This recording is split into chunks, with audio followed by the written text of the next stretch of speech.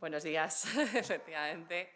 Bienvenidos a todos a esta Casa de Cultura, a quienes, por supuesto, agradezco la organización de este acto, así como pues el apoyo que nos dan durante el curso.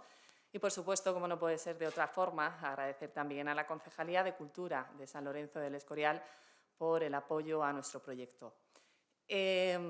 A lo largo de esta mañana, nuestra finalidad es un poco que nos conozcan, que conozcan los cursos que se imparten aquí y, por supuesto, que puedan disfrutar de la profesora que impartirá los cursos en la Casa de San Lorenzo del Escorial, a quienes algunos de ustedes ya conocen, Tania Mamolar Nevado.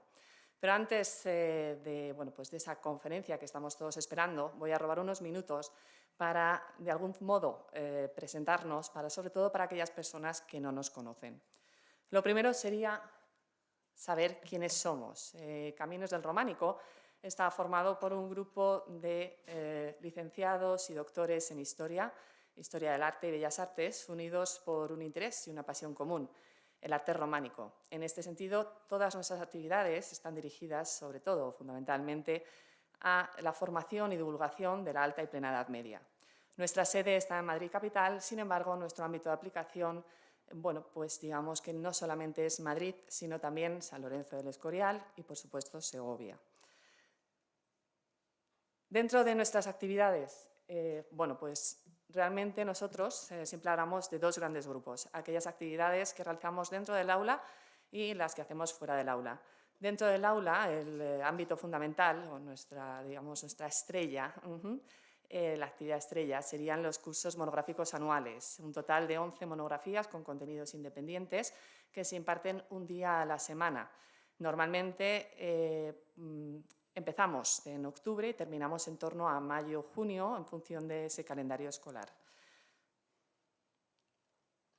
¿Qué otras actividades desarrollamos también dentro del aula? Seminarios con una temática que surge a raíz de estos monográficos, que tiene una duración diferente en función del tema a abordar, y también unas jornadas que ya se han realizado este año, hace 2 fines de semana en Segovia. En estas jornadas estamos 3 días hablando sobre románico con un tema concreto y aunamos, pues por un lado conferencias y por otra parte actividades o talleres, visitas al románico de la zona. En cuanto a esas actividades fuera del aula, pues tenemos conferencias, aquí en concreto en la Casa de Cultura damos todos los años un ciclo de conferencias formado por 4 conferencias con contenidos también independientes, en las cuales no solamente podrán escuchar a nuestro cuerpo docente, sino también a otros profesionales de otros ámbitos, universidades, instituciones, etc. Además de las conferencias, hablaríamos de las salidas de campo. ¿Qué es esto de salidas de campo? Pues cuando empezamos nuestra actividad surgió entre los alumnos la posibilidad de hacer salidas, excursiones que nos permitieran conocer ese románico que se veía en clase fuera del aula, con lo cual, pues a lo largo del curso se van ofertando estas actividades que van dirigidas a nuestros alumnos y siempre pues están organizadas por nosotros, lo cual significa que serán los propios profesores los que acompañen y den las explicaciones en cada una de las iglesias o espacios que vamos a visitar. En cuanto a formación no presencial, pues cabe resaltar que la pandemia nos ha traído algo bueno y es el formato online. Ese formato que nos permite el que pues podamos hacer unos cursos también con una duración más corta y que sea este el formato que utilicemos a través de Zoom. En cuanto a, si me matriculo, el alumno tendrá derecho a la asistencia cuando hablamos de estos cursos monográficos que se impartirían aquí en la Casa de Cultura a estas clases. Asimismo, se le entregarían unas claves que le permiten el acceso a nuestra página web para poder descargar los temarios y contenidos que van a desarrollarse a lo largo del curso.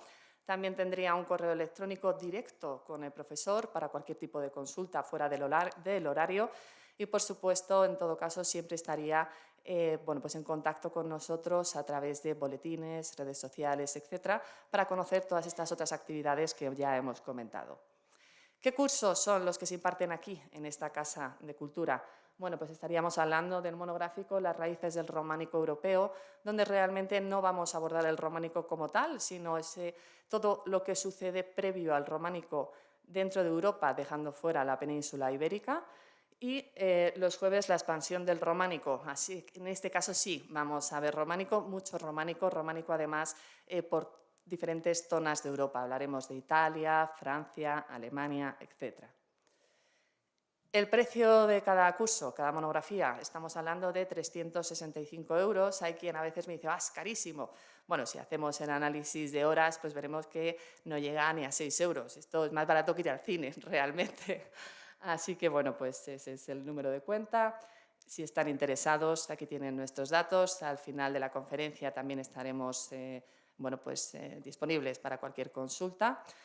Y ahora sí, Tania, te cedo la palabra para que puedan escuchar la conferencia que nos ha preparado hoy el Madrid medieval de San Isidro. Hola, buenos días. ¿Se oye bien? ¿Sí? Vale, gracias. Buenos días a todos otra vez, bienvenidos. Bienvenidos a esta conferencia en la que, como decía esa canción de Sabina que todos conoceréis, pongamos que hablo de Madrid.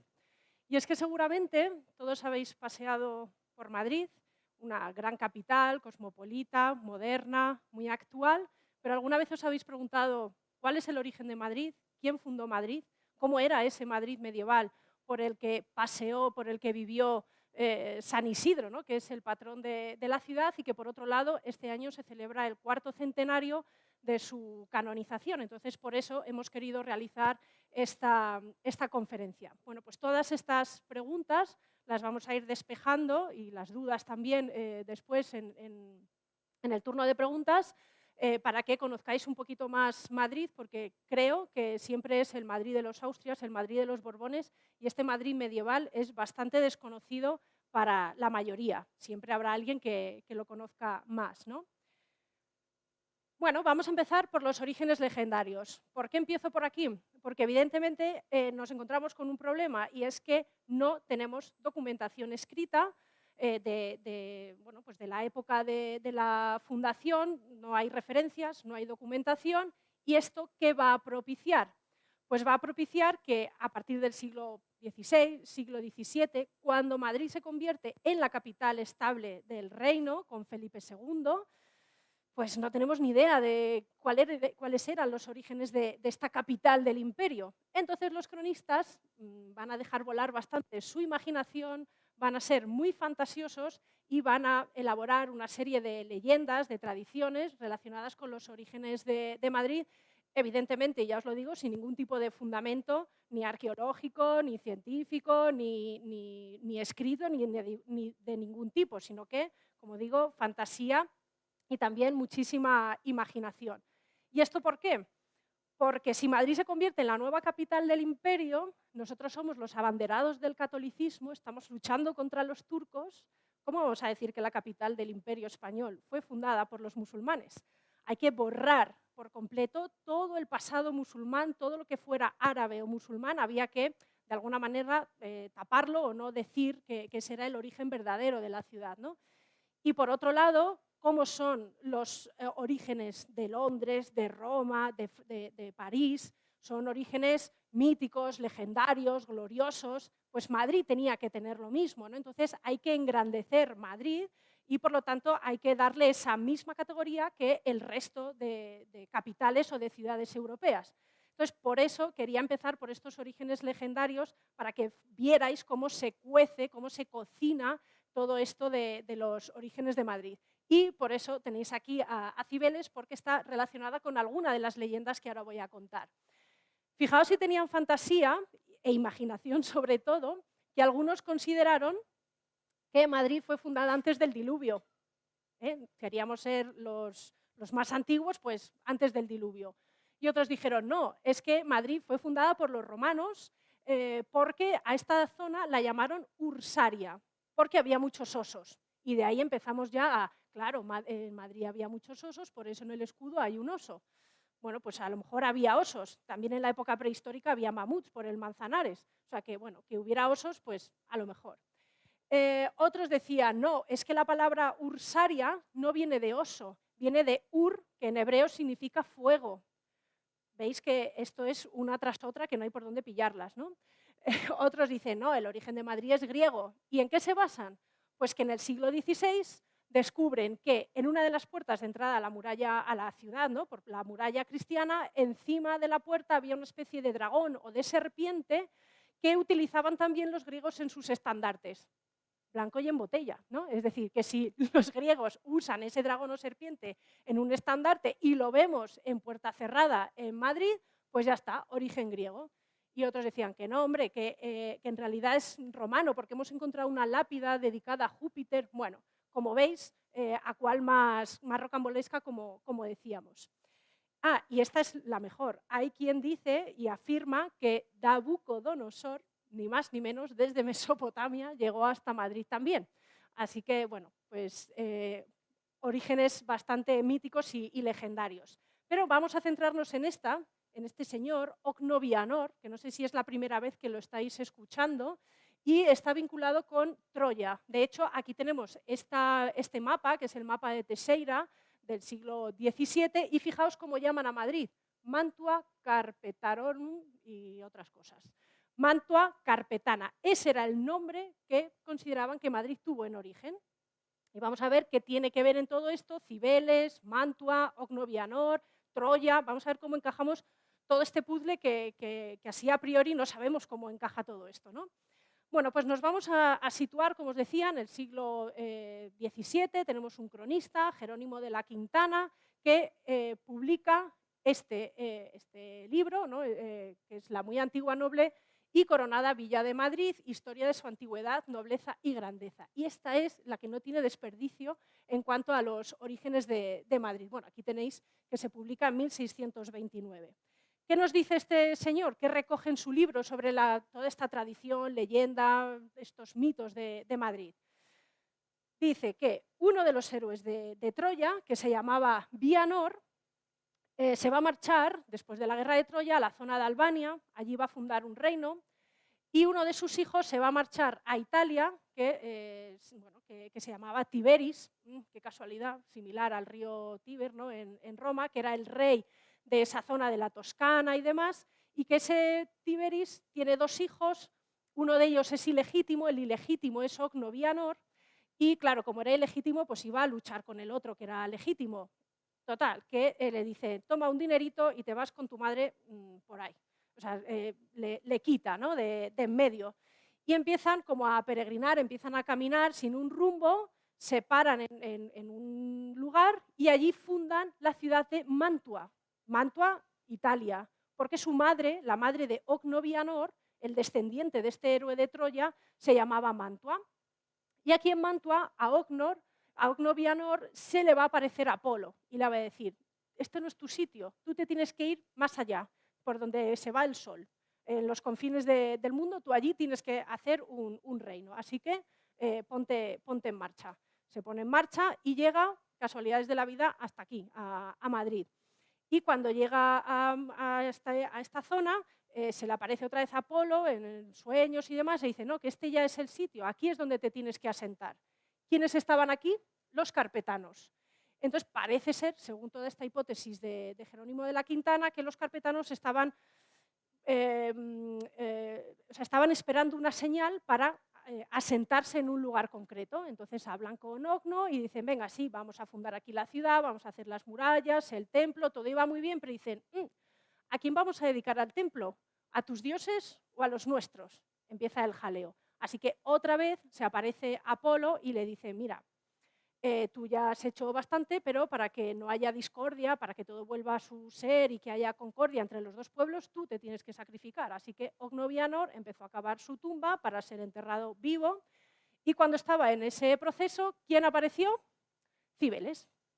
Entonces apareció Cibeles con su carro, cogió a Ocnovianor y se lo llevó. Entonces de Ocnovianor desapareció. Así que este sería el origen más mítico y legendario de la ciudad de Madrid, que en principio a esa diosa Cibeles, a esa diosa madre de la tierra y de la agricultura, se le llamaba Metragirta.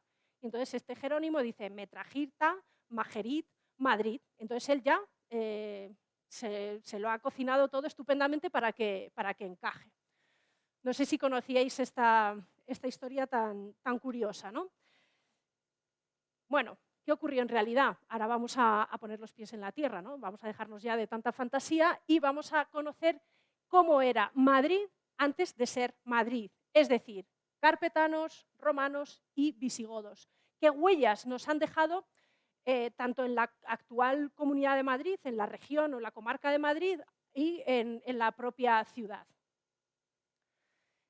Como os estaba comentando, bueno, los estudios arqueológicos evidentemente son los que nos van a dar las respuestas más correctas, ¿no? Evidentemente, ¿no? Ante esa falta de documentación escrita.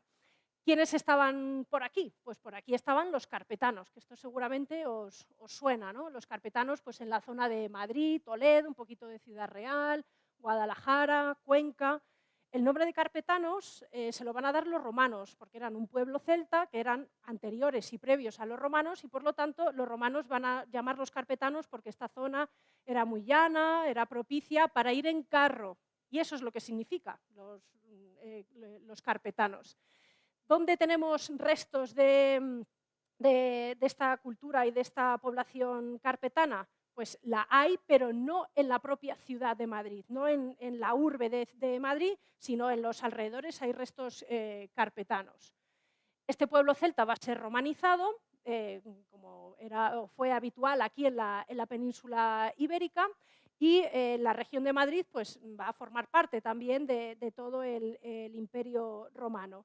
Pero, de nuevo, Madrid como tal no existía. Sí que hay restos arqueológicos en los alrededores, hay villas en la Casa de Campo, en Villaverde, tenemos también calzadas, seguramente os suena, ¿no? La que pasa por aquí cerquita por Cercedilla.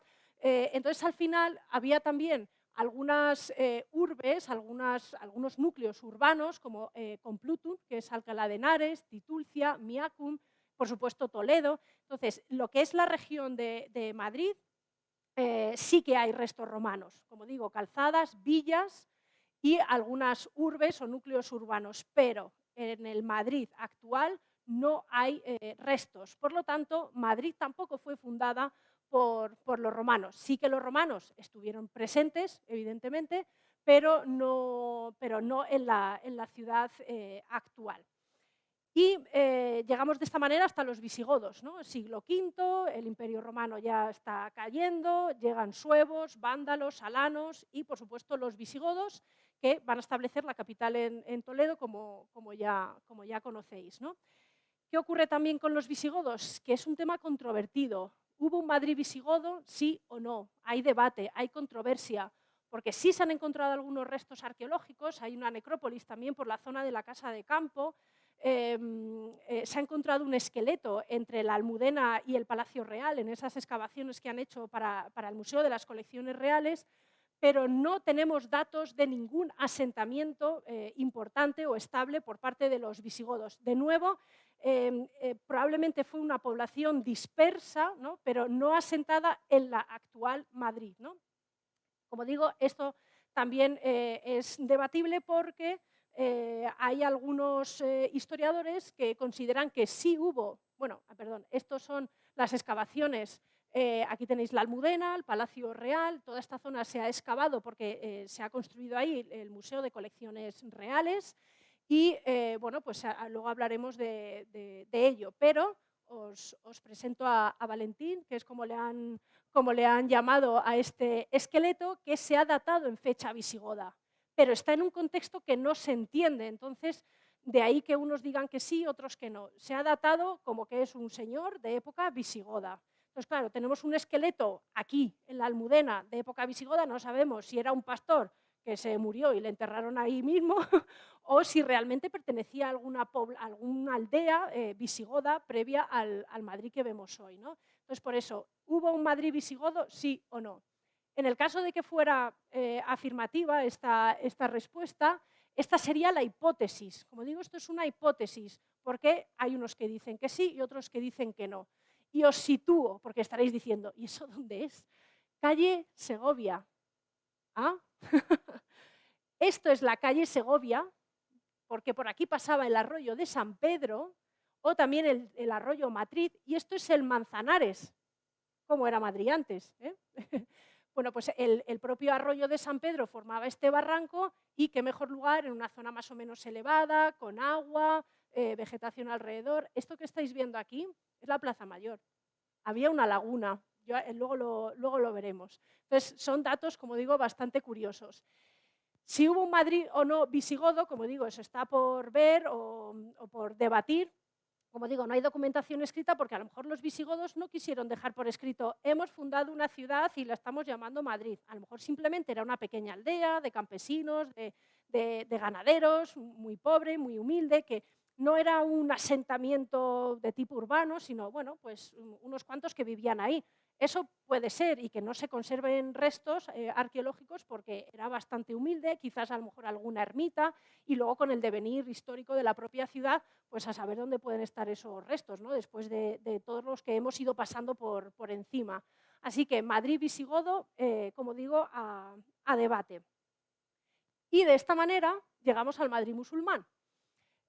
Vamos a hablar de la fundación, porque bueno, ya sabéis que los musulmanes van a llegar a la península en el año 711, van a conquistar la península de forma bastante rápida, se crea, por lo tanto, Al-Ándalus con capital en Córdoba. ¿Y qué va a pasar con nuestra región? ¿Qué está pasando en Madrid?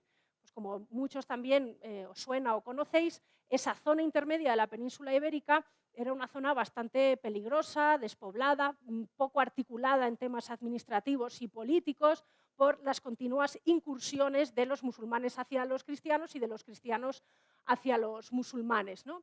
Pero toda esta zona de Madrid pertenecía a los musulmanes. Y tened en cuenta que tienen una ciudad muy importante que es Toledo y que los cristianos cada vez están más hacia el sur. Ya la frontera está situada en el Duero. De manera que, bueno, aquí ya sí que tenemos testimonios, no solamente arqueológicos, sino también documentales. Lo que pasa que los testimonios escritos no son contemporáneos al siglo IX, sino que son escritos un poquitín de después, entonces pues también pueden surgir ciertas dudas, ¿no? En cualquier caso, este territorio de Madrid pertenecía a los musulmanes y lo que quieren es, en este caso, Muhammad I, que seguramente os suena por ese parque que hay por ahí al lado de la Almudena, lo que quiere es establecer varias líneas defensivas en la actual comarca de Madrid con varias finalidades. Una, proteger a Toledo, porque es la ciudad más importante. Proteger las vías de comunicación, sobre todo para ir a Toledo y a Zaragoza. También vigilar a los cristianos que no sobrepasaran estas montañas que tenemos por aquí, el sistema central, la Sierra de Guadarrama. Y por otro lado también vigilar los pasos y los puertos de montaña, ¿no? Es decir, vigilar y proteger era lo fundamental de estas líneas defensivas y sobre todo crear bases militares que fueran el inicio, o sea, perdón, la base, el punto de origen para las razias hacia los cristianos, ¿no? Como base militar. Bueno, pues aquí tenéis algunas de las fortificaciones. Tengo aquí la lista y la chuleta más rápida. De esta manera surge Madrid, Talamanca del Jarama, Talavera de la Reina, Zorita de los Canes, Peñafora, Calatrava la Vieja. Muchos de estos lugares ya existían, es decir, que se mejoran las fortificaciones, y otros son de nueva fundación, como es el caso de Madrid. No solamente van a hacer estos ribats o estos castillos, estos alcázares, estos castillos de carácter militar, sino que van a hacer atalayas, y algunas seguramente que os suena más que otra. Por ejemplo, la de Torrelodones, que la tenemos bastante cerca. Torrelodones, Peñamuñana, El Molar, Torrelaguna, El Vellón. Bueno, aquí tenéis las andalusíes, que lo tenéis en color azul, las de la repoblación castellana en rojo y en verde las señoriales. Entonces, si os dais cuenta, son como varias líneas defensivas para todos los frentes, ¿no? Por si venían por la zona de Zaragoza, por si venían por la zona de Castilla y León, y de esa manera proteger las vías, los puertos y esas ciudades importantes, ¿no? De manera que Madrid va a surgir, esto también es hipotético, Madrid va a surgir como un enclave militar, ¿no? Completamente estratégico, y no van a elegir cualquier sitio, están eligiendo una zona donde está el Manzanares, una zona un poco escarpada que ya tiene una defensa natural, y el otro lado, que es más llano, también tiene un barranco. Esto de aquí es la calle Arenal. Os he traído este dibujito que es así como muy de niños, pero es bastante claro, ¿no? Para que os situéis. Aquí tenemos el Manzanares, Por aquí estaría la calle Segovia, esto es la calle Arenal, Arroyo Leganitos, todo esto son calles de Madrid, ¿no? Pues ahí tenéis los orígenes, ¿no? Un barranco con un río, otro barranquito con Leganitos, el Manzanares y otro por aquí. Entonces tenía como defensas naturales en 2 o 3 de sus lados, y por este otro lado pues, es donde se va a hacer también parte de esa muralla.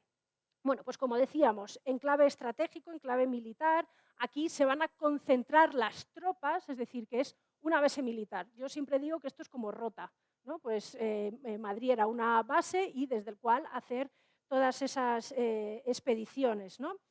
Y bueno, vamos a ir viendo cuál era la organización.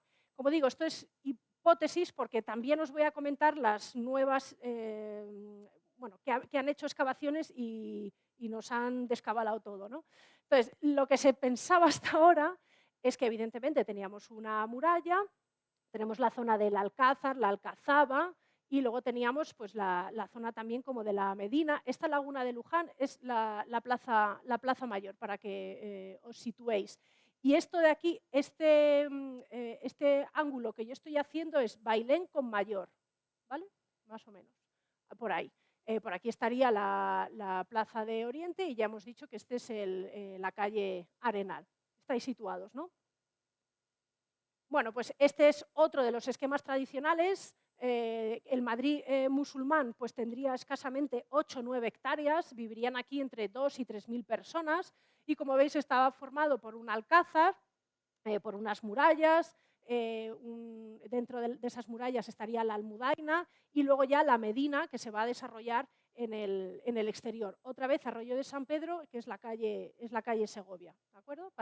Y por aquí el arroyo Arenal, que es la calle Arenal. Bueno, aquí tenéis la imagen del Madrid musulmán sobre una planimetría actual para que veáis Plaza de Oriente, lo que os decía, calle Mayor con Bailén es donde más o menos estaría ubicada la mezquita, que es donde se construyó Santa María la Mayor de la Almudena, y bueno, pues el fragmento que queda de muralla es el de aquí, el que está en el parque, en el jardín de Mohamed I, justo debajo de la Almudena. ¿Estáis todos situados? ¿Sí? Pues seguimos. Bien, vamos a ver algunas partes. Como decíamos, Almudaina. ¿Qué era la Almudaina? La Almudaina es la ciudadela, la alcazaba, es donde está ese cuartel donde residen los guerreros, también la administración, y serían esas 8 o 9 hectáreas con 2 o 3.000 personas aproximadamente. Aquí no se ve, pero en el dibujito, así infantil, se ve muy bien porque Almuzara. ¿Qué era la Almuzara? La Almuzara es una explanada para hacer las paradas militares o para hacer torneos. Entonces, bien estaba aquí. ¿Qué zona es esta? El Campo del Moro. Ah, ya vais hilando cosas. El Campo del Moro era la parada militar o bien aquí, en la explanada que estaba justo delante del Alcázar. Bien, entonces tenemos la Almudaina, la Almuzara y el Alcázar. El Alcázar es donde el castillo, ¿no? Es donde la fortaleza, donde reside el gobernador.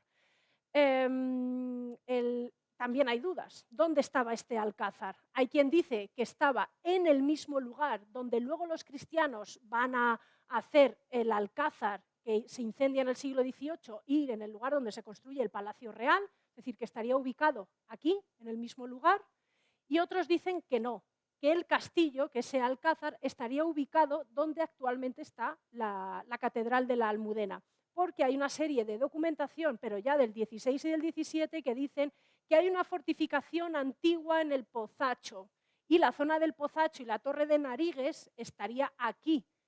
Entonces hay quien dice, ¿esa fortaleza antigua será la islámica?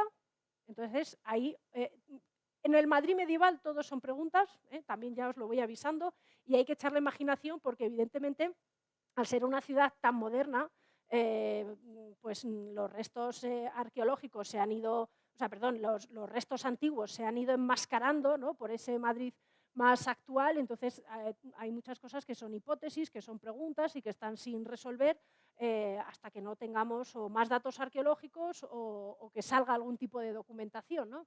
Entonces, el castillo, tenemos esas dos ubicaciones y aquí veis en color más oscuro, en este color negro, los tramos de la muralla árabe que se conservan, que se han redescubierto, ¿no? Este sería la zona del Parque de Mohamed I y esto es lo nuevo que se ha encontrado con las excavaciones que os he comentado del Museo de Colecciones Reales, justo al lado de la Almudena y del Palacio Real. Por lo tanto, si el castillo estaba ubicado aquí, en ese mismo alcázar, los cristianos lo toman y lo adecúan a su gusto, ¿no? Y es donde estaría el Palacio Real. Luego fijaos que tenemos arrabales, es decir, que hay una medina. ¿Qué quiere decir esto? Que por un lado hemos hablado de la Almudaina, que sería el enclave de carácter militar, donde estaba el cuartel, donde estaban los soldados, pero hay que abastecer a esas personas. Entonces, poco a poco van a llegar comerciantes, artesanos, agricultores, ganaderos, bueno, todo tipo de oficios para abastecer a este cuartel y van a instalarse, ¿no?, a las afueras de la muralla, creando estos arrabales y en caso de peligro pues se metían dentro de la muralla. No sé si os he dicho, pero sí que hay datos ciertos que Almanzor usó Madrid como base para una de sus razias hacia los cristianos. O sea que veis que tenía mucha importancia estratégica. La Medina, por lo tanto, estaba formado, ¿no?, por estos arrabales y por la parte que estaba en el interior de la muralla. Y aquí vivirían unas 12 o 13.000 personas, son unas 35 hectáreas aproximadamente, y tenemos, por un lado, como os decía, la zona militar, los arrabales y el cementerio. Bueno, hay otro cementerio, aquí, no, ¿dónde está? Sí, aquí, este es el que estaba buscando. Ese es, actualmente es la Plaza de los Carros, la Plaza del Humilladero, Plaza de los Carros, porque bueno, era la zona que estaba más a las afueras. Entonces, los cementerios siempre estaban fuera. ¿Qué pasa con los cristianos? ¿Había cristianos en este Madrid musulmán? Es decir, ¿había mozárabes en Madrid? Pues no hay datos ni a favor ni en contra. Entonces, probablemente sí. La hipótesis que se baraja es que en el caso de que hubiera población mozárabe, estarían ubicados un poco por la zona de las Vistillas, en la colina de las Vistillas, o aquí alrededor de la iglesia de San Andrés, que actualmente es la zona de la Latina, ¿sí?, para que os ubiquéis. Y están separados la zona cristiana de la zona musulmana por el arroyo de San Pedro. Hay quien dice, como veis aquí hay más tradiciones que otra cosa, hay quien dice que este es el origen de esa expresión de los madriles, porque había un Madrid cristiano a un lado de la colina y un Madrid musulmán al otro lado del río. Entonces, bueno, pues puede ser una posibilidad. Como digo, esto ya forma parte de las leyendas y de las tradiciones.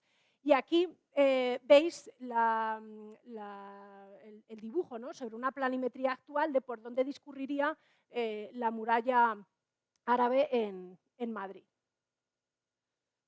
Bueno, ¿qué pasaba con la muralla? Pues que esto también es un poco lío, porque sabemos que hay dos murallas. Los interrogantes que tenemos es ¿quién lo hizo? Entonces sabemos que hay dos, pero hay que averiguar quién hizo cada una de ellas. Los antiguos cronistas decían que una de las murallas la habían construido los griegos y la otra los romanos, ¿no?, y se quedaron tan anchos. En el siglo XIX decían, no, las dos murallas fueron construidas por los árabes. Y ya a mediados del siglo XX dicen, hay una almudaina y luego está la otra de la Medina, que engloba la zona, bueno, lo tenéis aquí, que englobaría la zona de los arrabales, ¿no? Y seguramente conocéis a Caballero Zoreda, ¿no?, por las clases, los que sois alumnos os sonará bastante. Bueno, pues él hizo una serie de excavaciones también por Madrid y junto con Montero Vallejo consideraron que además de esta muralla había una medianilla, que es esta. Ahora vuelvo a lo otro. Entonces, esta medianilla, como digo, se han encontrado restos en la Plaza de la Villa, pero ya en 1944, un cubo de muralla, y unos dicen, sí, esto es de la muralla, y otros dicen, no, esto es un viaje de agua, entonces tampoco se ponen de acuerdo, ¿no?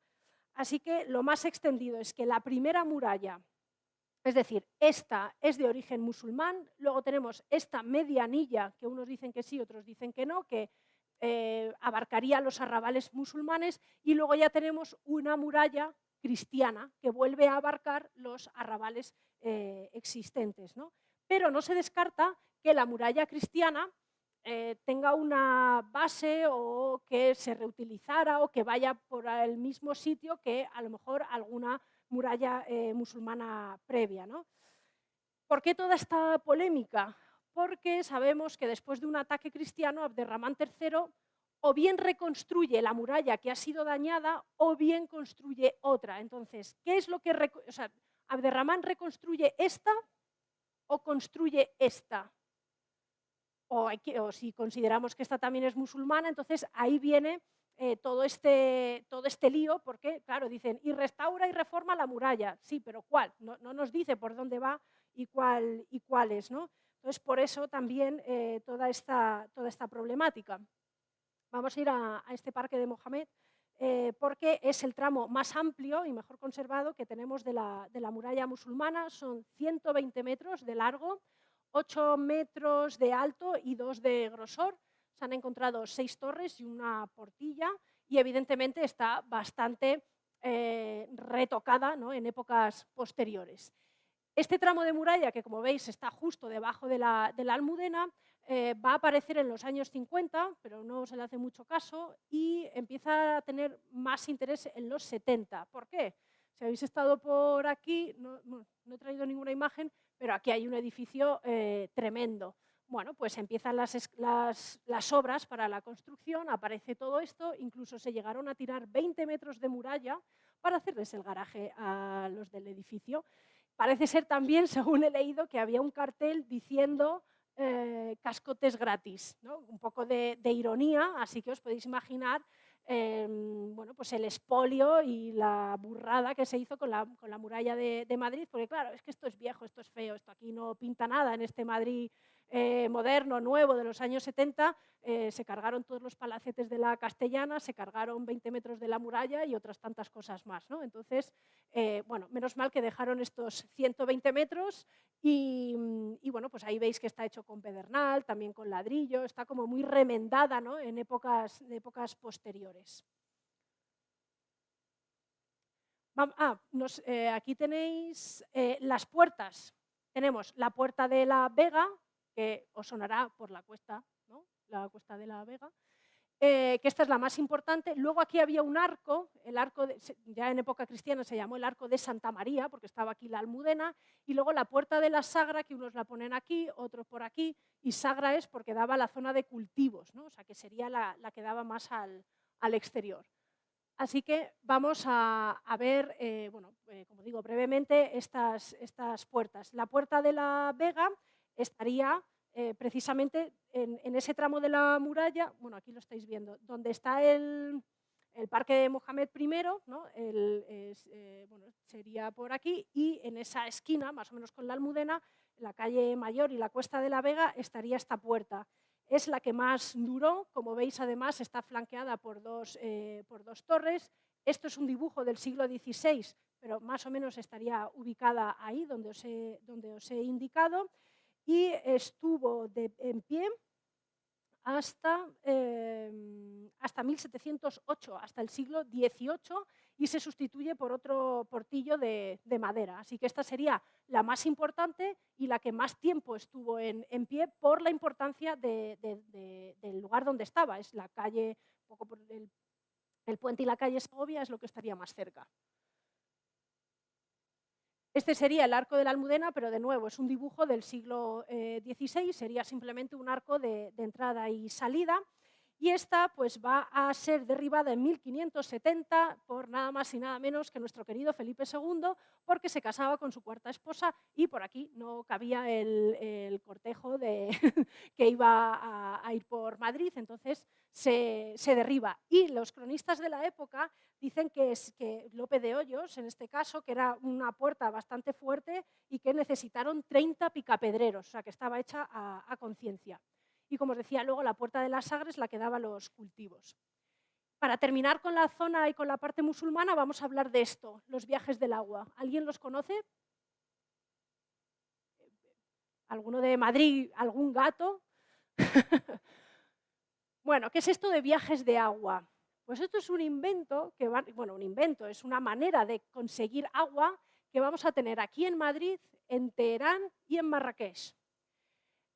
Y este sistema de traídas de agua ha estado vigente en la capital hasta el siglo XIX, hasta que se funda y se crea el canal de Isabel II alrededor de 1850, 1860 aproximadamente. Este es el sistema que trajeron los musulmanes, que ampliaron los cristianos, que utilizaron los austrias, los borbones, y bueno, pero en origen son los musulmanes. ¿En qué consiste? Madrid al principio sí era muy pequeño, el Manzanares la verdad es que nunca lo hemos usado, pero sí usaban, ya sabéis que Madrid tiene muchos riachuelos, siempre se dice que el agua de Madrid es la mejor del mundo, ¿no? La del grifo y estas cosas, y es que había muchos arroyos y mucha agua subterránea, ¿no? En las capas freáticas y demás. Entonces, al principio la población se podía abastecer perfectamente del arroyito de San Pedro y de Leganitos y demás, pero cuando la población empieza a ser más grande y hay problemas de abastecimiento de agua, hay que dar un poco a la cabeza a ver cómo traemos agua. ¿De dónde van a traer agua? De aquí, de las montañas, del deshielo, de los ríos que vienen de la zona de la sierra, ¿no? Entonces, consiste en, como digo, captar el agua del deshielo y de las capas freáticas haciendo unos pozos, ¿no? Que los estáis viendo aquí, para captar o bien el agua que iba cayendo, ¿no? De esos manantiales o de esos ríos, o también del suelo que era permeable. ¿Habéis paseado por la dehesa de la villa? ¿Habéis visto unas pirámides por el suelo? Bueno, por el suelo, si vais caminando, vais corriendo, hay como unas pirámides así de granito. Pues es esto, pero ya no de la época musulmana. Como digo, los austrias, los borbones, todos estos viajes del agua, os suena la Castellana, a Broñigal, a Maniel, ¿no? Todo esto seguramente os suena de Madrid. Todo esto son viajes de agua, son arroyos y son, como digo, estas construcciones para captar el agua. Aquí tenéis el ejemplo de época musulmana, este sí es de época musulmana, que está bajo la Plaza de los Carros, en la Plaza del Humilladero, en esa zona de la Latina, entre la calle Segovia, Toledo, por ahí, ¿no? Este sí es de época musulmana, porque todos los que se van encontrando a posteriori ya son de la época cristiana, Austrias, Borbones, como decíamos, ¿no? Entonces van captando todo ese agua, llegan a unas arcas y aquí, pues con arenas, piedras, por decantación, se va filtrando y luego ya se establecen unas canalizaciones, evidentemente de cerámica no vidriada, para que no, bueno, pues porque les gustaba así el agua, y 2 veces al año medían el agua, en primavera y en otoño. Y estos son los túneles, estos son como las minas, ¿no? Por donde va el agua. Hay algunas que se quedan en bruto y otras que tienen ladrillo, ¿no? Que es como si fuera una alcantarilla. Y veis ahí la canalización, y normalmente había también como 2 anditos para que el señor fontanero pues fuera caminando sin pisar el agua. Bastante moderno, ¿no? Cómo traían el agua a Madrid los musulmanes. Y, como digo, ya para terminar con los musulmanes y meternos con los cristianos, vamos a darle la vuelta a todo lo que os he contado, porque con motivo, como os decía, de la construcción del Museo de Colecciones Reales por parte de Patrimonio Nacional, se empezaron a realizar unas excavaciones para ese edificio entre la Almudena y el Palacio Real, en esa zona de la Armería, en el año 1999, y las excavaciones han durado hasta el 2010. Debido a lo que se ha encontrado, se ha tenido que cambiar el proyecto arquitectónico para musealizar todo lo que se ha encontrado, y bueno, pues están en ello, a ver si lo abren. Estamos en el 2022 y bueno, yo llevo teniendo noticias de este museo pues desde hace 1000 años y que nunca termina de arrancar. El caso es que tenéis aquí esta noticia del País. Dice: la historia de Madrid da un vuelco. Las excavaciones junto al Palacio Real revelan que la ciudad se formó en la época cristiana y no en la musulmana. ¡Pum! Esto es un jarro de agua fría, ¿no? De repente nos están quitando el origen musulmán, la única capital europea fundada por musulmanes, ¿no? Bueno, pues esto tiene matices. La arqueóloga que ha comentado esto es Esther Andreu, y ella lo que dice sin negar, por supuesto, los orígenes y la fundación de Madrid por parte de los musulmanes, puesto que hay restos, es decir, tenemos cerámicas, tenemos murallas, o sea, tenemos documentación arqueológica y está más que demostrado que hubo un Madrid musulmán y que ellos fueron los que establecieron aquí este alcázar. Ella matiza y dice, es que de todo lo que se ha excavado en esa zona, se han encontrado 6 casas, 6 viviendas, 2 calles, pozos, silos. ¿Qué más han encontrado? A Valentín, ¿no? al esqueleto, restos carpetanos, o sea, se han encontrado mucho. Y a ella le llama la atención que ella decía, ostras, estas casas, tengo 6 casas del siglo XII, a partir del siglo XII, es decir, posterior a la conquista de Madrid, es decir, son casas posteriores a Alfonso VI. Dice, bueno, voy a seguir bajando, que seguramente encuentre los cimientos de época árabe. Sigue bajando y que ahí los árabes no aparecen. Por lo tanto, ella, ¿qué dice? Que claro que Madrid fue un enclave militar por parte de los musulmanes, pero como ciudad, como urbe, con población, con casas como las conocemos hoy en día, fue a partir de los cristianos. Esa es su matización y esa es su nueva hipótesis, porque los restos musulmanes que han encontrado aquí, silos, pozos, cerámica, ella dice, esto los musulmanes lo usaban como basurero. Y los basureros, hay también un horno de un alfarero, dice, y todo esto estaba siempre a las afueras de la ciudad. Por lo tanto, esta zona que nosotros pensábamos que era el cogollo, ¿no?, de esa Medina musulmana, va a resultar que no. O bien los señores soldados vivían en jaimas, que no dejan restos, o bien eran casas hechas de adobe que no necesitan cimientos, o aquí solamente vivían, como digo, estaba el cuartel y punto. Entonces le preguntan los periodistas, bueno, y entonces, ¿dónde estaba la población musulmana? Si esto era un basurero, si aquí solo has encontrado restos de cerámica y demás, pues probablemente en lo que es hoy la Plaza de Oriente y demás, a las afueras, de manera diseminada, vivirían esos agricultores, esos alfareros o toda esa población, pero muy dispersa. Pero no, a día de hoy no se han encontrado casas de origen musulmán. Por eso ella dice que estas son las primeras casas de Madrid y que estas primeras casas de Madrid son cristianas. Entonces, a día de hoy, con la documentación que tenemos, según ella, Madrid fue fundada por los musulmanes, pero, o sea, Madrid como enclave militar, ¿no?, como cuartel, como asentamiento, pero como población, con casas, como urbe, a partir de los cristianos. Así que veis que el matiz es bastante importante, ¿no? Bueno, pues pasamos... y esta es la parte que han musealizado. Bueno, no os he contado nada de esto. Han encontrado parte de la muralla musulmana, estos son los muros de las casas y luego silos y demás, ¿no? y a nuestro querido Valentín. Y esto es lo que han tenido que hacer para bueno, no destruirlo, como venía siendo habitual en muchas ocasiones, ¿no?, en épocas anteriores. El Madrid cristiano. ¿Qué pasa con el Madrid cristiano? Pues vamos a ver. En Madrid lo intentaron, seguramente leéis en muchos sitios, Madrid se reconquista. ¿Qué van a reconquistar si Madrid no existía cuando estaban aquí los cristianos, ¿no? Entonces, lo más adecuado es decir que Madrid se conquista, puesto que los cristianos nunca tuvieron previamente Madrid, puesto que Madrid no existía, ¿no? Entonces, el primer monarca que intenta conquistar Madrid fue Ramiro de León en el 932. Simplemente quería causar bajas, coger algún botín y poco más. De hecho, en la crónica de San Piro dice, reinando seguro, Ramiro II consultó con los magnates de su reino de qué modo invadiría la tierra de los caldeos y juntando su ejército se encaminó a la ciudad que llaman Majerit. Desmanteló sus muros, hizo muchos estragos en un domingo y, ayudado de la clemencia de Dios, volvió a su reino en paz con su victoria. Nada, vino pues eso, a desmantelar Madrid y a marcharse, ¿no? Luego, y por esto, Abderramán III, ¿qué hace? ¿Reconstruye la muralla que ya estaba o construye una nueva para salvaguardar mejor los arrabales? Fernando I de Castilla y León, pues también fue otro monarca que sitió Madrid, pero ¿quién fue el que realmente consigue Madrid para los cristianos? Bueno, si los tenéis aquí. Alfonso VI. Aquí está, Alfonso VI, que ya, bueno, es muy familiar seguramente para todos vosotros. Alfonso VI, entre el 1083 y el 1085, conquista, como digo, Madrid para los cristianos junto con Toledo y, por lo tanto, establece la frontera en la zona del Tajo.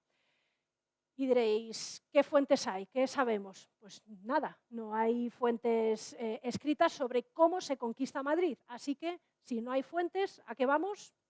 A la imaginación, a las leyendas, a las historias caballerescas. Pero sí es cierto que hay dos hipótesis. Por un lado, Madrid se conquista cuando está bajando hacia Toledo, es decir, a la que va a Toledo, me paso por Madrid y la conquisto, entonces sería 1083, y otros dicen, no, es que Madrid cae en manos cristianas después de que Toledo capitule, por lo tanto, 1085. Es decir, que o a la que voy o a la que vengo, ¿no? Para entendernos, Madrid se conquista, pero siempre vinculado con Toledo, siempre vinculado a esa conquista de Toledo. Que sepamos, no hubo lucha, no hubo enfrentamiento, no hubo asedio, no hubo batalla. De hecho, siempre se dice también que el Alcázar de Madrid nunca fue tomado, pero hay algunas leyendas que dicen que sí. Y seguramente esta leyenda os suena. ¿Por qué los madrileños son gatos? ¿Alguna vez os lo habéis preguntado? Por aquí hay alguno, me ha levantado la mano. Bueno, pues ¿por qué los madrileños son gatos? Porque se supone que cuando Alfonso VI está con sus tropas a las afueras de Madrid, con todas las tropas cristianas, para asaltar, según esta tradición, y conquistar la ciudad, hubo un cristiano que, valeroso, raudo y veloz, corrió hacia la muralla musulmana y con un cuchillo, con unos cuchillos o él, empezó a escalar la muralla para abrir la puerta a los cristianos, para poner la bandera de los cristianos. ¿Y cómo escaló ese soldado? Como un gato. A partir de ese momento a ese señor se le empieza a apellidar Gato y va a ser símbolo de valentía y posteriormente ya símbolo de que eres muy castizo, ¿no? Que eres gato, como se suele decir, por los cuatro costados. Es decir, que tus cuatro abuelos son madrileños. Así que veis que se mezcla la realidad con la fantasía para variar, ¿no? Cuando llega Alfonso VI hay que redistribuir el espacio, porque los musulmanes están en la zona actual, ¿no? de la Plaza de Oriente, ¿no? La zona del Palacio Real, la zona de la Almudena, y supuestamente los mozárabes están en las Vistillas y en San Andrés. Entonces, si yo he ganado, yo voy a ocupar el espacio de poder. Y tú, que has perdido, te vas a ir de ese espacio de poder. Por lo tanto, los cristianos pasan a ocupar la zona de la Almudaina, del Alcázar, y los musulmanes se van a marchar a lo que actualmente conocemos como la Morería, que es la zona de la Latina. Esto también os suena. La Morería, zona de la Latina, Puerta de los Moros, ¿no? Toda esa zona era donde estaban los musulmanes en este momento, y probablemente Alfonso VI ya empezaría a hacer algún apaño en las murallas si estaban un poco en mal estado. Por otro lado, empiezan también las repoblaciones. Llegan francos, llegan castellano-leoneses y los judíos empiezan a tener más importancia. No se sabe con exactitud si los judíos también estaban con el Madrid musulmán. El caso es que con los cristianos ya adquieren una mayor importancia, entonces tanto judíos como musulmanes se van a agrupar en lo que llamamos las aljamas, ¿no? Como organizaciones con sus leyes, sus tribunales, sus zocos, y con un intermediario para que hable con la administración cristiana, ¿no? Diríamos así. Y bueno, después de Alfonso VI tenemos a Urraca, que con Urraca los musulmanes también intentan recuperar Toledo, intentan recuperar Madrid. Sufrió un ataque y el campamento de los musulmanes, cuando están atacando y asediando este Madrid, ¿dónde se va a disponer ese campamento? En el Campo del Moro. Por eso se llama así el jardín, porque en el Campo del Moro se supone que es donde acamparon ellos, ¿no? Y Toledo tenía un fuero y se cree que Madrid pudo estar adscrito a él, puesto que estaban en la misma zona, ¿no? Con Alfonso VII comienza, como estáis leyendo, la muralla. Seguramente los anteriores algo harían, pero siempre se dice que con Alfonso VI se hace la mayor parte, VII, la mayor parte de la nueva muralla, y además se va a fomentar la creación de un arrabal. Fijaos cómo era el Madrid, era muy pequeñito y va a tener arrabales. Atención a dónde estaban los arrabales. Todos sabéis dónde están las descalzas. Al lado había un monasterio, que era el monasterio de San Martín. Eso eran las afueras. Santo Domingo, la plaza de Santo Domingo, que había otro monasterio, eso también era las afueras, o San Ginés. Entonces van a ir surgiendo alrededor de monasterios o de iglesias arrabales que van a ir atrayendo población y según los arrabales van creciendo, se van uniendo y al final pues tenemos toda esa zona central de Madrid.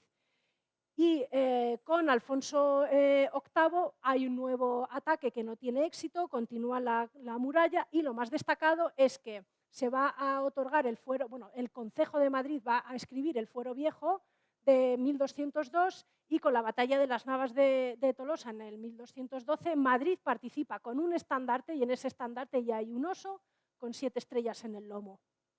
Ya vais viendo por dónde va el tema del escudo, ¿no? Tenía un destacamento propio y además, ¿quién se va a aparecer en esta batalla al rey? San Isidro. Bien, vamos a hacer lo mismo de forma más o menos rápida. El Alcázar. El Alcázar estaba situado donde está actualmente el Palacio Real y aquí estáis viendo un poco la evolución. Al principio, pues pegado a la muralla, con su plaza de armas, con sus murallas, entradas, veis que se va ampliando, este ya sería el de Carlos I, y es que los trastámaras empiezan a interesar bastante por Madrid, por sus bosques, por la caza, celebran cortes, y entonces van adecuando ese alcázar a sus gustos, a sus necesidades, lo van haciendo un poquito más cómodo, pero fue Carlos I y Felipe II quienes lo van a decentar como palacio y como sede sí, como un palacio, como sede de su gobierno.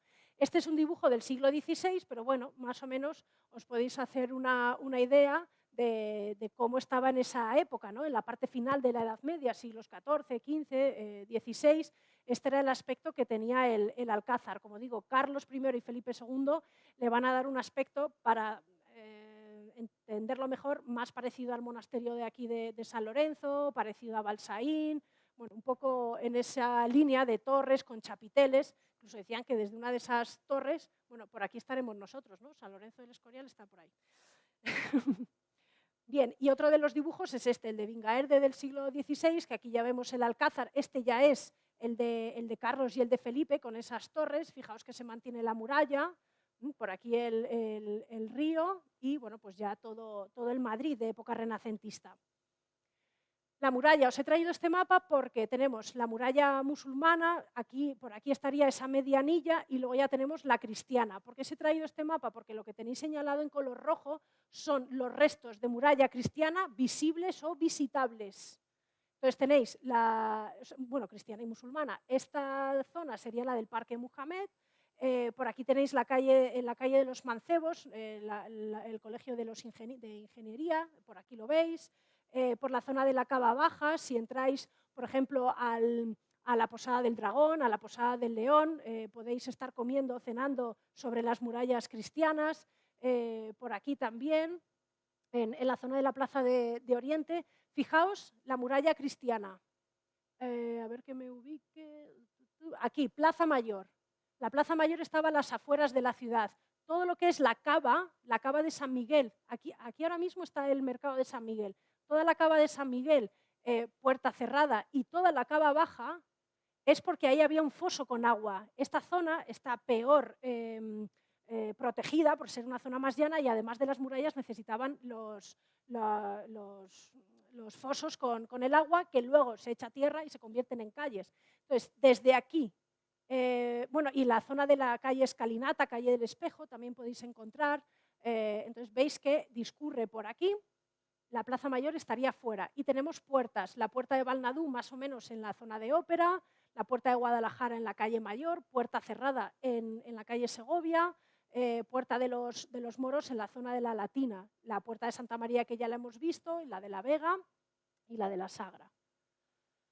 Bueno, aquí tenéis algunos restos, como os decía, en el Colegio de Ingenieros, en la calle de los Mancebos, hay algunos, como digo, que son visibles desde la calle, porque están en una zona jardinada, otros están en locales. Fijaos, os podéis tomar una cañita mirando a la muralla, en la Plaza de los Carros. calle del Almendro, todo este muro, Cava Baja, aquí también se pueden ver restos en la Cava Baja número 22. Seguramente habéis paseado y habéis dicho, uy, este muro feo, ¿por qué no lo arreglan? Bueno, pues no lo pueden arreglar porque es muralla cristiana del siglo XII. Cava Baja, esto es lo que os decía de la Posada del Dragón, la Posada del León de Oro, que tú estás cenando, comiendo aquí arriba y abajo tienes restos de la muralla. Calle de la Escalinata. Aquí el pobre que sea el dueño de este solar, en cuanto encontraron la muralla, dijeron, se te acabó el chollo, aquí no puedes volver a construir. Esta foto es bastante bonita porque si vais ahora está llena de grafitis y de porquería, entonces he encontrado una que todavía no está muy destrozado. Y esto es muy interesante porque en la calle de la Escalinata, aquí lo que han hecho es la propia torre de la muralla han seguido construyendo encima con la misma forma, ya han hecho el edificio. Entonces es como un resto que seguramente en la base está el torreón y luego lo han aprovechado. Bueno, pues más sitios donde tomar algo y ver muralla. Y bueno, pues aquí tenéis lo que os decía, la Puerta de los Moros, que está en la plaza, por la zona de la Cebada, esta es Puerta Cerrada, Guadalajara, Balnadú, y aquí veis pues la musulmana, la medianilla, la cristiana, y en el siglo XIV-XV hacen esta otra, porque Madrid va creciendo hacia el este, de repente hay pestes y dicen, uy, uy, uy, uy, que viene el COVID, vamos a hacer muralla. Entonces hace muralla para que no entren contagiados. Entonces fue una muralla, un murete, de carácter sanitario y no tanto para la defensa, porque ya Madrid no necesitaba ningún tipo de defensa. Entonces ya aparece la Puerta del Sol. Y la Puerta de Guadalajara, sí, esta también desaparece. Esta, la puerta de Guadalajara, ¿os imagináis esto? Esto es la calle Mayor. Antes de llegar a la Plaza Mayor, pues bueno, aquí lo tenéis, la calle Mayor, la Plaza de San Miguel, esto es el mercado de San Miguel, pues aquí ya veis que las puertas cristianas están en recodo para dificultar un poco la entrada al enemigo. Esta se tira en el siglo XVI porque Carlos I hace una nueva, pero bueno, para que más o menos os imaginéis cómo era esta calle. Esta es Puerta Cerrada, aquí también había una puerta, esta es la culebra que descubren y que dicen, wow, es que esto es un origen de los griegos con los estandartes. Bueno, pues este sería un dragón, una serpiente. Entonces, por aquí, por esta cava de San Miguel, discurriría como digo, la muralla y la calle sería el foso, la cava. Bueno, pues vistas las puertas y la muralla, vamos rápidamente al fuero. El fuero, ¿qué es esto del fuero? 1202. Se conserva en el archivo del cuartel del Conde Duque. Es un códice, es un pergamino, tiene 26 hojas, 4 cuadernillos, falta el segundo, que va a elaborar, que va a escribir el concejo de la villa. ¿Y qué es esto del fuero? Pues son las normas, las leyes por las cuales se va a regir Madrid, solo Madrid. Es un fuero exclusivo para Madrid, es como un estatuto solo para los madrileños. Y bueno, tiene carácter administrativo, penal, procesal, con jueces, con leyes, según dice, para que ricos y pobres vivan en paz y seguridad. Así que se prohíbe, por ejemplo, el duelo, no se puede llevar cuchillo o cualquier otra arma escondida, se prohíben insultos, palabras soeces, blasfemia, se habla, por ejemplo, de la limpieza pública, se fijan precios, se castigan los fraudes. Entonces, este es como un conjunto de normas para facilitar la convivencia y dentro de todas estas normas se establece también una división administrativa, ¿no? Como que denominamos colaciones, collaciones, distritos, barrios. Se van agrupando los vecinos, se construye una parroquia que les va a identificar y estas son las 10 colaciones de origen, ¿no? Muralla musulmana, muralla cristiana, tenemos aquí, a ver, me he traído esta, Santa María. Aquí se supone que es donde estuvo la primera mezquita musulmana, que cuando se descubre la Almudena se va a transformar en iglesia. Poco a poco va a sufrir reformas, añadidos, renacimiento, barroco, neoclasicismo. Este es el aspecto en el siglo XIX, esta es una maqueta y esto es lo que queda, un señor mirando 3 piedras ahí. ¿Habéis pasado por aquí alguna vez? Pues estos son los restos de Santa María la Real de la Almudena. Y se tira en el siglo XIX pues porque hay que adecuar la calle Bailén con la calle Mayor, ¿no? Se cambia el urbanismo.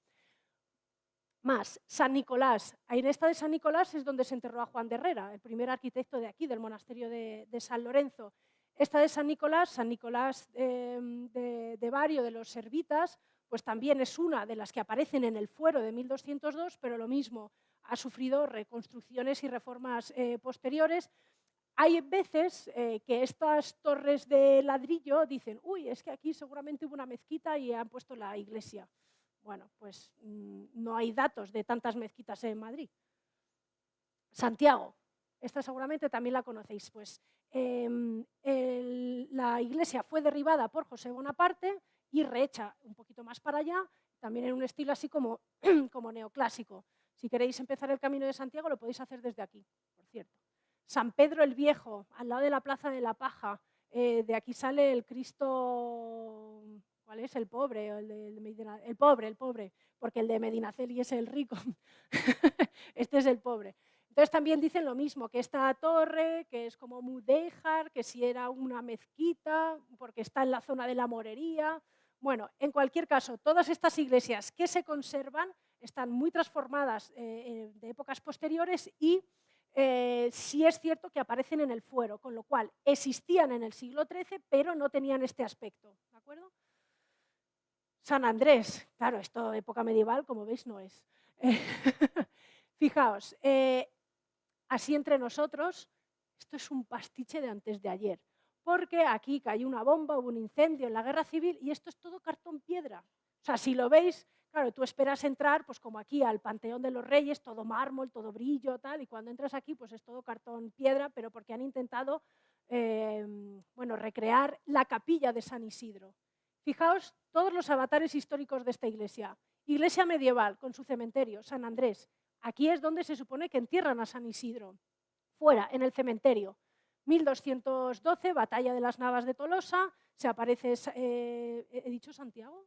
No, San Isidro, perdón, Navas de Tolosa, aparece San Isidro a los reyes, ¿no? O sea, el rey para ayudar a los cristianos, pero era un pastor.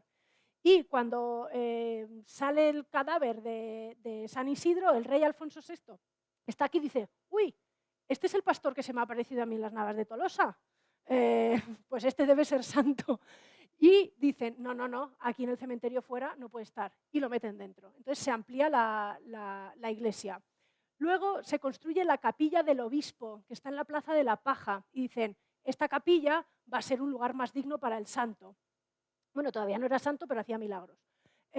Y lo trasladan aquí. ¿Qué ocurre? Que el capellán se enemista con el sacristán.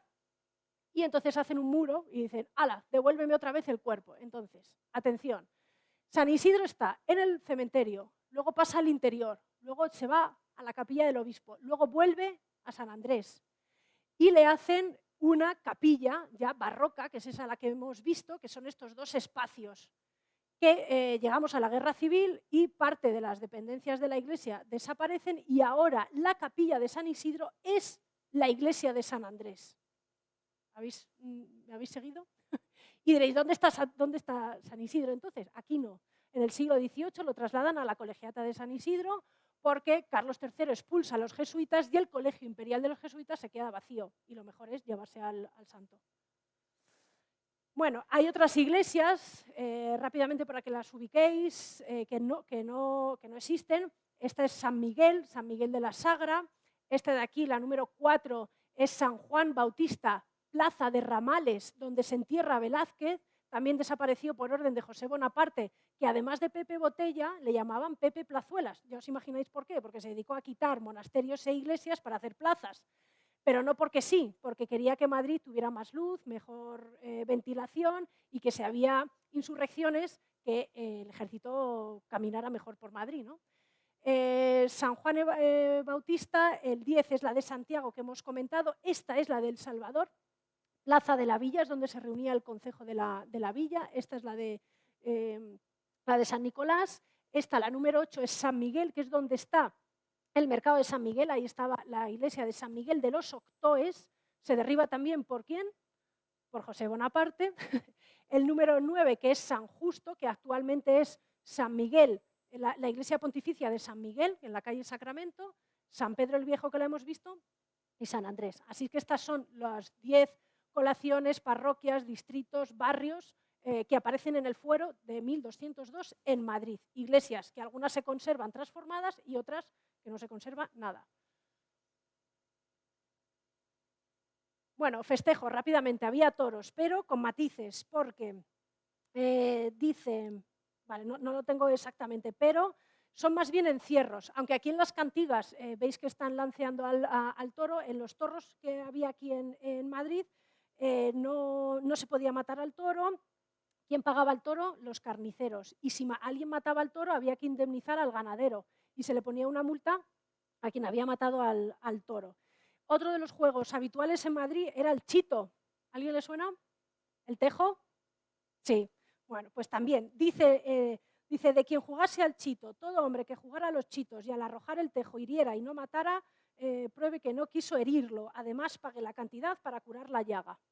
O sea que también estaba todo muy bien estipulado. Y mercados, rápidamente, pues estaba el Mercado del Salvador, y diréis, ¿esto dónde está? Pues en la Plaza de la Villa.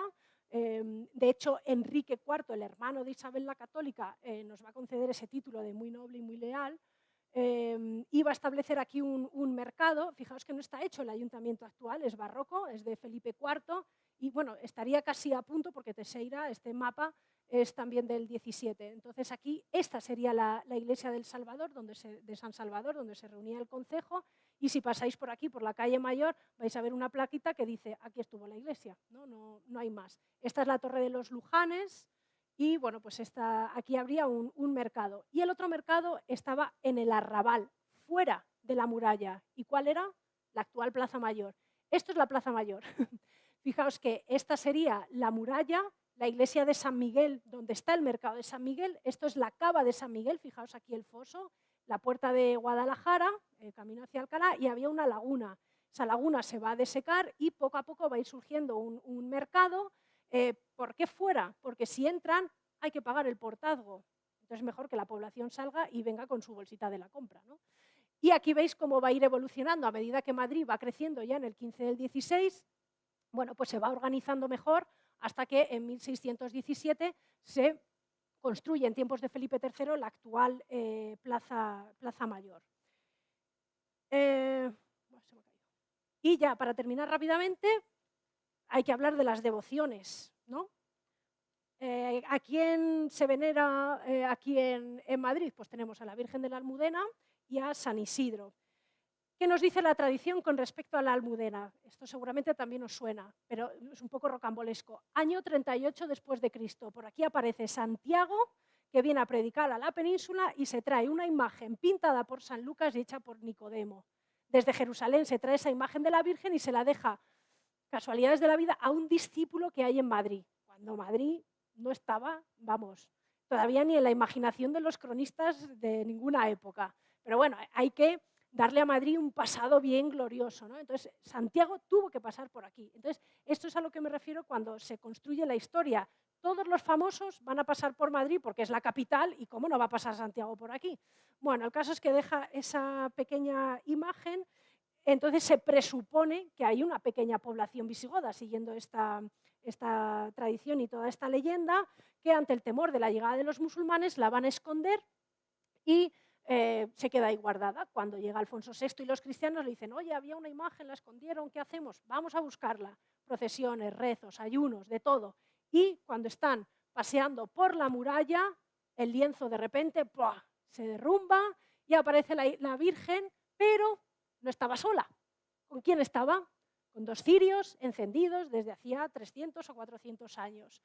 Entonces ahí veis el momento espectacular de esa aparición de la Virgen. E inmediatamente esa imagen se la van a llevar a la mezquita que se ha consagrado como iglesia de Santa María en un primer momento. Y ahora os hago una pregunta. Si la primera muralla que tuvo Madrid es del siglo IX, ¿cómo van a esconder una imagen en una muralla que todavía no estaba hecha? ¿No? Esa es la primera incongruencia. Bueno, pues se apaña perfectamente.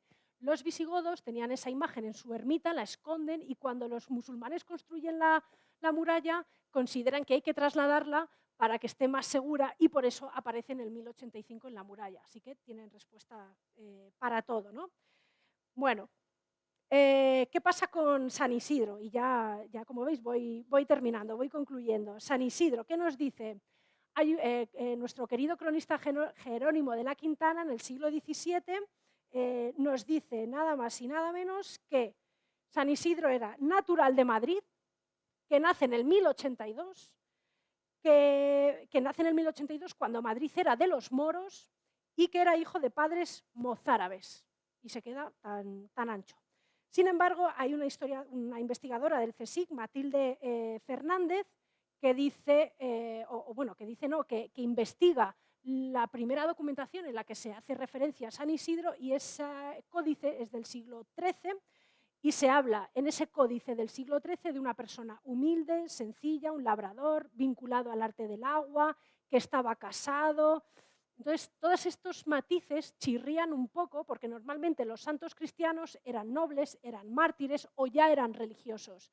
Chirría que tuviera un oficio, que estuviera casado. Entonces, esta investigadora dice, es que en realidad San Isidro no era cristiano, era musulmán. Nos está hablando, ya sé que esto suena como que Santa Teresa y Cervantes eran de Cataluña,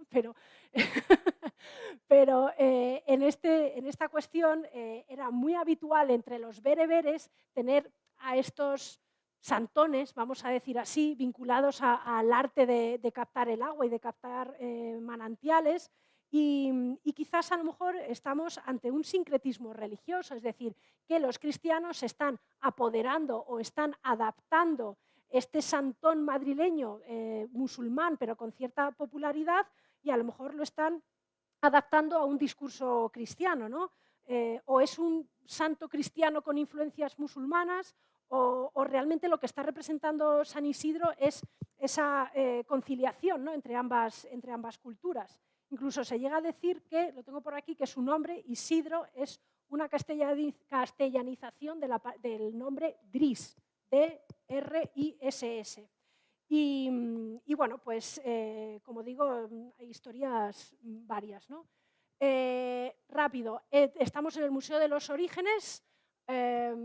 Aquí tradicionalmente se dice que es donde vivió San Isidro, que es donde Iván de Vargas tenía la Casa de la Servidumbre. Este edificio ya es del 16, pero hay dentro una capilla que es donde dicen que murió y que es donde vivió San Isidro, y por lo tanto le han hecho esta capilla en estilo barroco. Se conserva el pozo desde donde el cual hizo el milagro para que su hijo no falleciera ahogado. Por cierto, su mujer, Santa María de la Cabeza, y su hijo San Illán, los tres santos. Esta es la urna, el arca. Alfonso VIII, como hemos dicho, se le aparece un pastor en las Navas de Tolosa. Luego, cuando viene a Madrid, se identifica a ese pastor con el cuerpo que ha salido del cementerio y le va a regalar un arca de madera forrada de pergamino policromado, que veis que se conserva en la Almudena, y con pinturas vinculadas a su vida y a sus milagros. Esto es un poco desagradable, pero es la realidad. El caso es que su cuerpo está incorrupto y por eso lo exhumaron, ¿no? Porque 40 años después de enterrarlo vieron que estaba incorrupto y por eso lo trasladaron al interior. Aquí veis la colegiata de San Isidro. Y bueno, pues San Isidro fue canonizado, por eso hacemos la conferencia, en 1622, junto con, a ver que tengo aquí la chuleta, con varios santos. San Ignacio de Loyola, Santa Teresa de Jesús, San Francisco Javier, San Felipe de Neri, y se hizo en la Plaza Mayor pues todo un espectáculo con esa canonización. Fijaos, desde el siglo XI hasta el siglo XVI. ¿Por qué? Porque en el siglo XVI es cuando Felipe II y el resto de monarcas de los Austrias se empiezan a interesar por Madrid. Madrid es la capital, hay que engrandecerla, hay que crear una ciudad y una capital. Este año, no sé si alguien lo ha podido ver, pero han abierto, por eso traigo esta foto, porque solamente se ha abierto, a ver, se ha sacado en 1896 porque había sequía y luego cayó un aguacero tremendo. 1920, como para no sacarlo, ¿no? 1922, por el tercer centenario de la canonización. 1947, para lluvia también. 1982, por el centenario del nacimiento. 1985, por el centenario de la diócesis. Y 2022, por el centenario también de la canonización. Además de todo esto, ha sido muy habitual que los reyes recurrieran al santo incorrupto para curar sus enfermedades o para dormir con él o para sacarlo de paseo a ver si les curaba y les mejoraba. Y la urna o sea, el ataúd donde está ahora es de plata y es ya un regalo de Mariana de Neoburgo, que fue una de las esposas de Carlos II. Esto no es el día de la canonización, es un auto de fe en la Plaza Mayor, pero bueno, para que os hagáis una idea de cómo pudo ser esa celebración y esa canonización. Se ponían gradas y se veía el espectáculo. Bueno, pues hasta aquí la conferencia. Espero que hayáis descubierto un poquito más de ese Madrid por el que paseáis. Y bueno, pues muchísimas gracias como siempre por venir. Espero veros a todos o a casi todos en las clases. ¿Vale? Gracias.